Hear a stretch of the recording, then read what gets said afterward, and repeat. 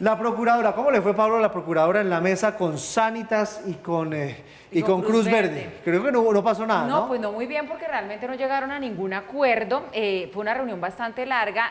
La procuradora, digamos que la conclusión que salió de allí es que van a citar a una nueva mesa técnica donde quieren que esté el ministro de Salud, el ministro Jaramillo, entre otras cosas, para que hablen de cifras, se pueda acordar cómo está realmente el tema de las cifras y también de compromisos financieros. También dijo la procuradora que de esos casi 6 millones de afiliados que tiene la EPS Sanitas, 33.000 serían los afectados.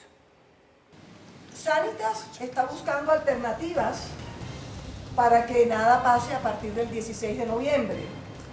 Cruz Verde nos ha manifestado que todavía, lógicamente, estamos en unas primeras conversaciones, no hay acuerdo, pero están en búsqueda de solución también en ese sentido. También dijo la procuradora que sí hay crisis de salud, a pesar de que el presidente Petro en sus redes sociales pues manifieste lo contrario. Lo que estamos observando, no solo de lo que escuchamos hoy, sino de lo que hemos escuchado con otros sectores de salud, es de que esta es una de las situaciones la que acabo de contar de ese déficit, origina lógicamente crisis. Decir que no hay crisis cuando hay un desbalance entre lo que debe pagarse y lo que no se ha pagado, más la demora un poco en los pagos. Por ejemplo, hay una preocupación grandísima sobre los pagos de los dineros de noviembre y diciembre frente a ni siquiera las no PBS, los pagos de los PBS, de los planes de salud, ya generan crisis. La otra cara de la noticia es el presidente Petro. Él defiende la reforma a la salud, dice que todo lo que pasa demuestra que hay que hacer esa reforma y asegura que la ADRES está completamente al día en los pagos a las EPS.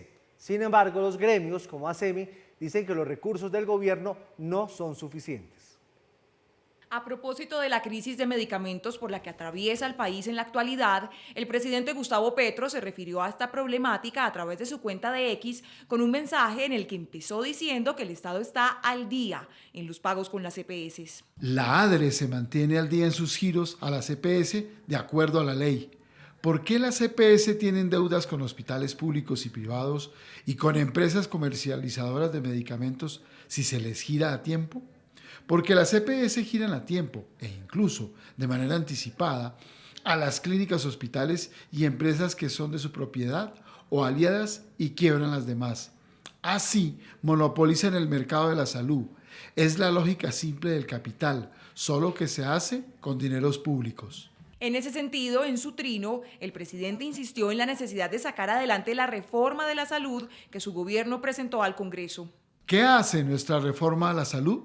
Volver al principio del derecho a la salud que ordena la Constitución Nacional. El trino del presidente Gustavo Petro fue en respuesta a las cifras que entregó el director de la ADRES, quien aseguró que ya giraron los presupuestos máximos del mes de octubre y con esto reiteró que están totalmente al día con las entidades de salud. Que con un giro de 166.000 millones aproximadamente se cerró el mes de octubre para dejar completamente al día el pago de los presupuestos máximos a todas las EPS del país. En total, entre septiembre y octubre, se giraron 1 billón de pesos por este concepto, de modo que quede claro que no se deuda ni un solo peso. Sin embargo, desde ASEMI aseguran que los recursos no son suficientes. Esto se ha venido advirtiendo, el llamado que hizo Cruz Verde es una prueba de que realmente cuando no hay recursos es imposible prestar los servicios y si esto no tiene una corrección pronta, pues lo que tenemos es una agudización de la crisis. En medio de esta crisis, desde la Asociación de Empresas Gestoras del Aseguramiento en Salud, enviaron un mensaje de tranquilidad a los usuarios de las EPS agremiadas. Las agremiadas van a hacer las gestiones que tengan que hacer para garantizar y procurar que el servicio no se interrumpa, entonces es un parte de tranquilidad para la población. Obviamente hay unas deudas del gobierno nacional y esperamos que el gobierno nacional pueda hacer las gestiones financieras. Frente a esta problemática que está generando preocupación entre los usuarios, Bruce McMaster, presidente de la ANDI, propone un plan de estabilización del sistema. Por esta razón hemos propuesto que se conforme en forma inmediata un plan de estabilización del sistema, que tenga como objetivo único asegurar que todos los recursos que se requieran para poder atender a todos los pacientes estarán a disposición de las entidades prestadoras o de los proveedores. Desde Pacientes Colombia aseguran que no solo Sanitas está en crisis y que el desabastecimiento también está afectando a otras EPS. Hoy hay 3 EPS, Famisanar, Sabia Salud y Asme Salud. Las 3 tienen peores indicadores y peores problemas que Sanitas, y el señor superintendente lo que está haciendo es engavetando la situación y no pasa nada. Desde ASEMI reiteran que la insuficiencia de la UPC, que ha sido expuesta en mesas técnicas al Ministerio de Salud, sumada a la demora en el pago de los presupuestos máximos, que también aseguran son insuficientes, han generado una crisis en el flujo oportuno y suficiente de los recursos a través del sistema. Ayer les contábamos que hoy era el debate de la salud en el Congreso y adivinen, se sintieron los efectos de las elecciones, Paula, porque no hubo debate. No hubo debate. La plenaria de la Cámara aplazó esa discusión que usted bien señalaba, estaba programada para hoy. Los partidos dijeron, miren, que realmente no hay como voluntad para que esto pues prospere, y desde el Pacto Histórico estuvieron de acuerdo. Ahora ellos dicen que hay un cambio en el ambiente político, así le llaman a la situación que se está viviendo ahora en el Congreso. Desde la oposición pues están diciendo que ojalá esto sirva para que el gobierno reflexione sobre esos artículos que generan tanta polémica. Los resultados de las elecciones regionales hicieron eco en el Congreso. Los partidos se unieron y pidieron aplazar el debate de la reforma de la salud. El Pacto Histórico aceptó. Creo que el ambiente político de las elecciones territoriales nos pone en un nuevo momento del país de consideración, y particularmente de que todos los gobernadores, alcaldes, sean de la oposición, independientes, de gobierno, cercanos al gobierno, todos debemos estar en un gran acuerdo nacional para que nos vaya bien a nivel nacional y en los territorios. La oposición espera que esto sea el primer paso para que el petrismo reflexione sobre sus posturas frente a las reformas. Nosotros creemos que el gobierno nacional debe tomar atenta nota de lo que sucedió el pasado domingo y vamos a ver si efectivamente hay una voluntad de diálogo, una voluntad de consenso por parte del presidente de la República, o ese llamado gran acuerdo nacional es un discurso vacío que implica la imposición unilateral de la postura del gobierno. Incluso el llamado fue hecho desde los partidos de gobierno. Esperamos que realmente haya una reflexión profunda de lo que la ciudadanía quiere, sobre todo de cara a las reformas que está presentando el gobierno. Yo creo que es una oportunidad para que modere estas reformas, pero sobre todo pues para que las concerte realmente con los partidos políticos y con la academia. Desde Cambio Radical explicaron por qué hubo un respiro en el trámite de la reforma a la salud.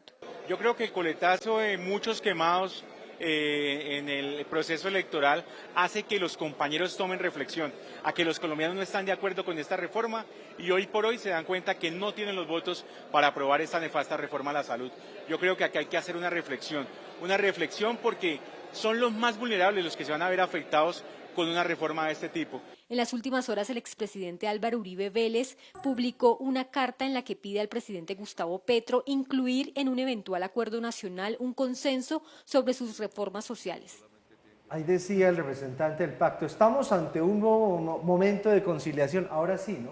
Sí. Porque cuando hicieron el proyecto de reforma a la salud de la doctora Carolina Corcho, no conciliaron nada, no escucharon nada.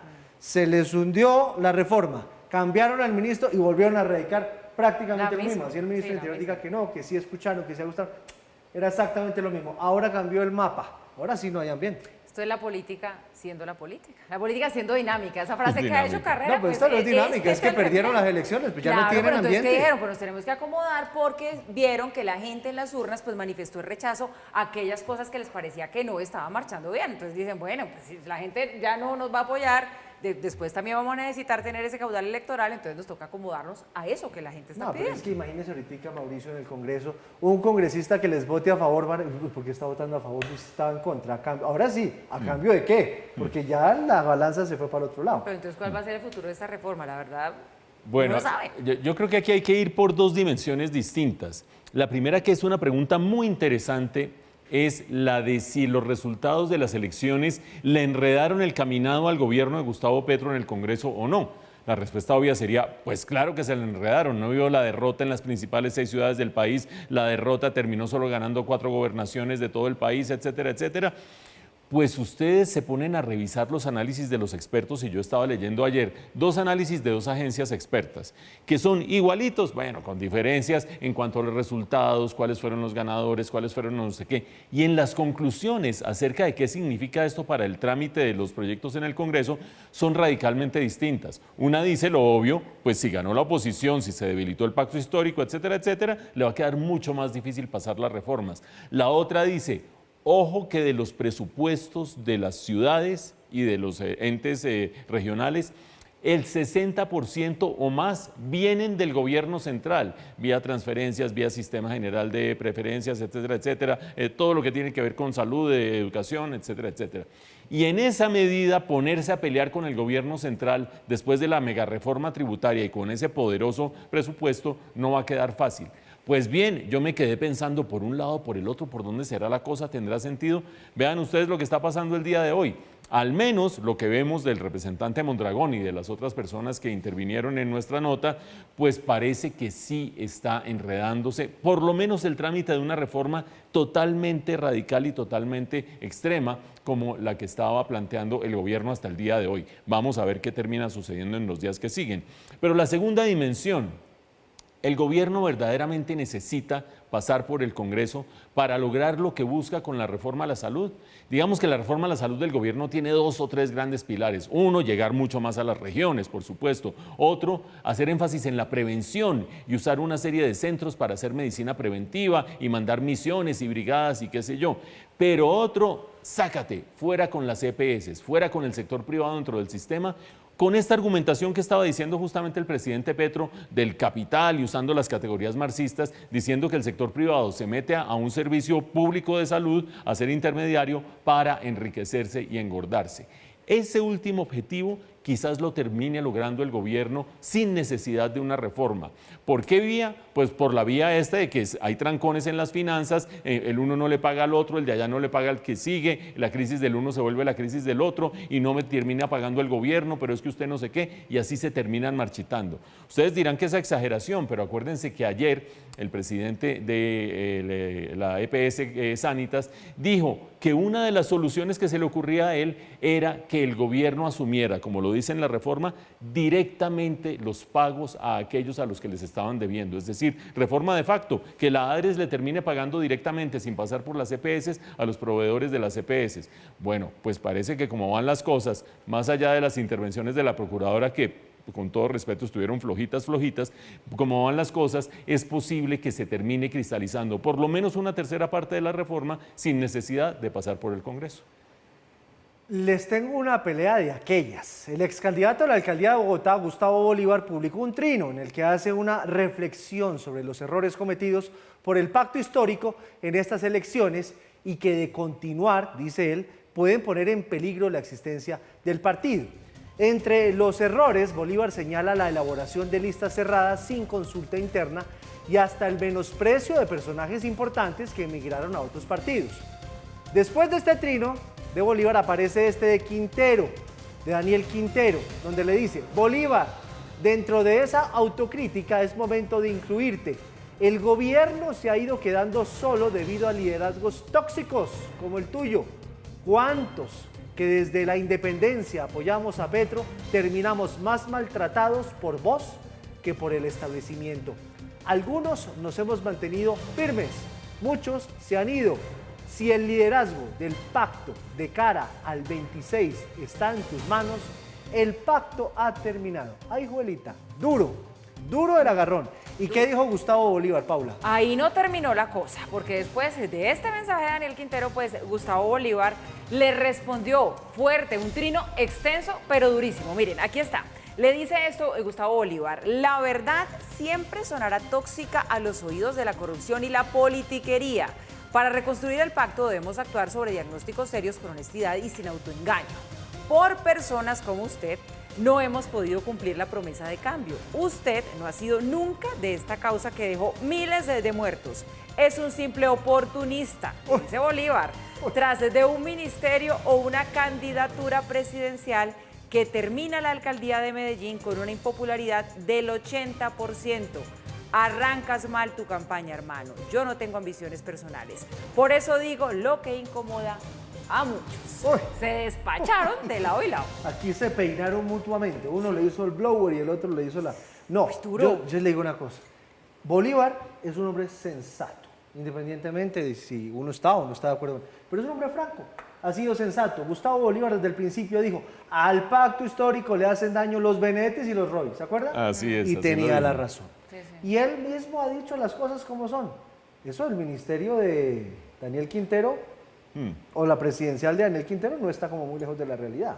Pero es una figura que incomoda a Bolívar mucho al pacto y al petrismo, porque él siempre va diciendo Pero lo que tiene algo piensa. de razón, Paula. No, claro, Me parece que Gustavo Bolívar digamos, acierta. es una característica interesante de él como político, porque es muy sincero, los políticos no suelen ser así, claro, es muy franco, entonces él dice, no, pues perdimos porque hemos hecho las cosas mal, porque es que no le hemos cumplido a nadie, eso un político no suele reconocerlo, y en el lado del pacto y el petrismo, pues eso no les gusta tampoco. Es tremendamente curioso que en un movimiento tan caudillista, personalista como es el petrismo, si ustedes quieren se repite en la historia de Colombia, podríamos estar hablando del uribismo, donde el árbol crece tanto que bajo su copa no crece absolutamente nadie. Vaya usted a buscar candidatos para las alcaldías, les tocó hacer coaliciones con todo el mundo, salvo Bogotá, porque debajo no crece nadie. El líder es tan frondoso y el líder es tan adorado que debajo no crece nadie. Ya digo, hablo de Petro, hablo de Uribe, hablo de casi toda la política colombiana. Pero es muy curioso que en un movimiento petrista con esas características, la figura política más importante en segunda instancia, después de Gustavo Petro, sea Gustavo Bolívar, que dice las verdades, que no es obsecuente, que no es lambón, que no repite lo que dice el profeta, está diciendo lo que él dice. Y ojo a lo siguiente, porque en esta dimensión, el único comentario, o el comentario más fuerte que hizo sobre Daniel Quintero no fue el de oportunista, dijo ojos politiqueros y corruptos. Primera frase del mensaje de Gustavo Bolívar. Bueno, chévere que nos cuente por dónde vio la corrupción o no. Si uno fuera un organismo de control diría, si te estás dirigiendo a Daniel Quintero como corrupto, ¿por qué no dices cuál es el delito? Porque cualquier colombiano está obligado a denunciar un delito que haya visto. Politiquero, corrupto, oportunista y gran perdedor, le dice, salió con 80% de desfavorabilidad. Y Quintero le dice por su parte liderazgo tóxico y que de esa manera el pacto histórico no va a lograr absolutamente nada. Pero la sinceridad de Gustavo Bolívar va más allá de Daniel Quintero. Va más allá de haber dicho en su momento que no Roy Barreras y no Armando Benedetti. Va al diagnóstico actual del pacto histórico, donde ha dicho que el pacto histórico está roto en pedacitos y que hay que volver a armarlo. Inmediatamente salen David Racero y María José Pizarro a decir, no, eso no está roto en pedacitos. Bueno, vean ustedes la pelea de hoy, por ejemplo. Pero dice más cosas. Dice fuera de eso que fue un error del presidente Gustavo Petro, el caudillo, fue un error del presidente Gustavo Petro haberse ido 3 días antes de elecciones a la China a poner en plena tribuna el tema del metro, porque eso convirtió las elecciones en un plebiscito sobre el metro de Bogotá. Y dice Gustavo Bolívar, por ahí terminé perdiendo yo.